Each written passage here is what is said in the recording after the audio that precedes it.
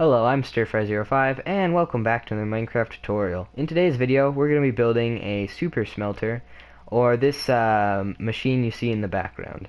So this is the design we're going to be building today, so let's get on with the build. So to start off this build, you're going to want to place down a double chest with one hopper running into it.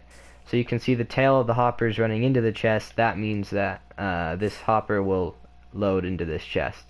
And then you're going to run I guess 10 hoppers off of this one, making a total of 11. So we have 1, 2, 3, 4, 5, 6, 7, 8, 9, 10, 11. Now take your blast furnace, or you can do this with a smoker or a furnace, but I recommend a blast furnace or a smoker if you want to cook food. You're gonna put a blast furnace on top of every hopper. There you go. And now what you're going to do is, so we can load the fuel into the blast furnace, is run a hopper into every blast furnace.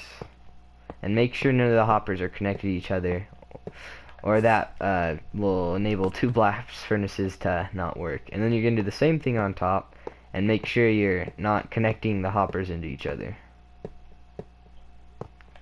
Like that. Okay, now once you have that, take a building block, anything works, and you're gonna go make a L like this, and then go out another 2 blocks on either one, and then go up 3, and then up 2 like this, so up 3, up 2, and now take a chest and do a double chest on top and a single chest on the bottom. This chest is for your fuel, this chest is for your smeltables. Now what you're going to do is grab a normal rail and powered rails, and so you need to make sure these don't connect. So what I mean is, yeah, they'll probably connect like that. You don't want them to do that. So if they are connecting for you, just run it back an extra one and it won't connect. So you're going to do a powered rail, and then, so this will delete that rail. You're going to do a powered rail, then a normal rail, and then the rest you're going to do powered rails. There we go. And you need to make sure these don't connect, and then get rid of that back rail and place the block back. And yeah, they're gonna connect. Minecraft rails are annoying, but just do this. Let's see. Let's see here. Run this back. Just keep getting it until they decide to work with you. Oh, don't do that. Sometimes this works. Sometimes it likes to be annoying. There we go. Looks like that's gonna work. And then also on the end, I guess, if you're having trouble, just run this one out one more block and they shouldn't connect. So then run your rail all the way down to the end, and then you can get rid of these. And then make sure you leave these, because you're going to need those as bumpers on the end to catch the minecart. Now on this end, you're going to want to go make another L shape and just go out 1 extra on this and up 1. These are just bumpers, and then add powered rail. Oh, looks like we're going to have to do the same thing. There we go. So yeah, add a bumper there for the powered rail, and then just make sure the whole line isn't connected or it won't work. So then what you're going to do is grab your hopper minecart, place a hopper minecart on the bottom and the top like that, and then let's hurry and grab a button right there, place that there, and then to power the rest of the rails we're gonna need redstone, a block of redstone. Yeah, so place blocks of redstone to power your rails like that. Okay, so now time for the actual redstone.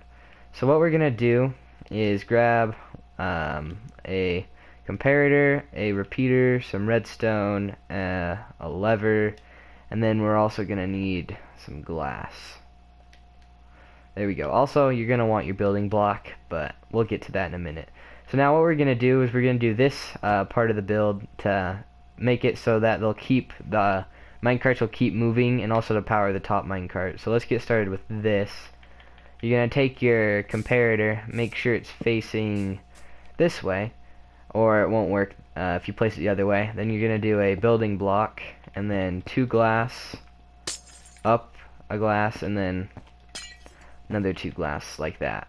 And then, let's see, Yeah, it's facing that way. So you're gonna place, oh no, sorry, no, you're gonna place a redstone and then a repeater right here on this first piece of glass, and then redstone the rest of the way. Just want to make sure that's facing the right way. Yeah. Okay. So this will work if you don't want to get the XP. Now, if you do want the XP, excluding the first hopper, because we have to use that as a hopper lock, you just place an extra block here, put a lever on there, and then run your redstone back all the way down, except for this last hopper, and then place repeaters going towards each hopper, like that. So that's a hopper lock, so it'll actually lock these hoppers so that the iron won't be able to get into the chest, and you can take it out for XP. So let's do a run on this. So you're going to get your fuel. I'm just going to use coal, and then get a smeltable. Put the coal in the bottom chest, and your, or I guess fuel in the bottom chest and smeltable in the top. And then once these are done unloading, there we go. Just push the button. So this is without the hopper lock. You can see they'll flow into the chest, all of them. And as soon as, yep, the iron went in, then the comparator went off and they're running again. So I'm gonna hurry and wait for this to finish. Alright, so it finished. We should have, yep, all of our iron in the chest. And there still should be some coal left in the furnaces, but that's okay. So now, let's try it with the hopper lock. I'll show you. If you turn on the hopper lock, or hopper lock, the redstone should be on, and that means those hoppers are locked. So only the first blast furnace will be able to unload its iron.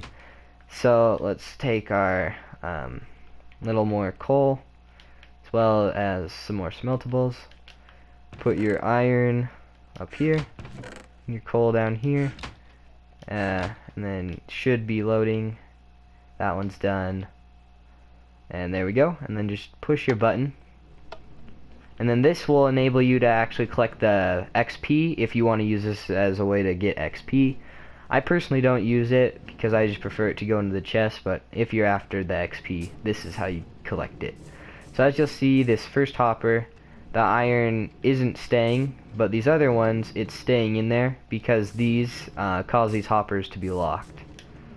So as soon as this is all, are they all unloaded? Let's see.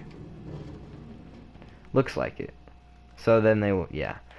So then if we look, it's done smelting. You can take it out. You can hear the XP. I'm not on survival, so you can't actually see it, but collect all your iron and you'll get all the XP from it, excluding the first hopper. So if we look at the first hopper, yeah, nothing. So anyway, that's your super smelter. I hope everyone enjoyed this video and found it helpful. Thanks for watching, and I'll see you later. Goodbye.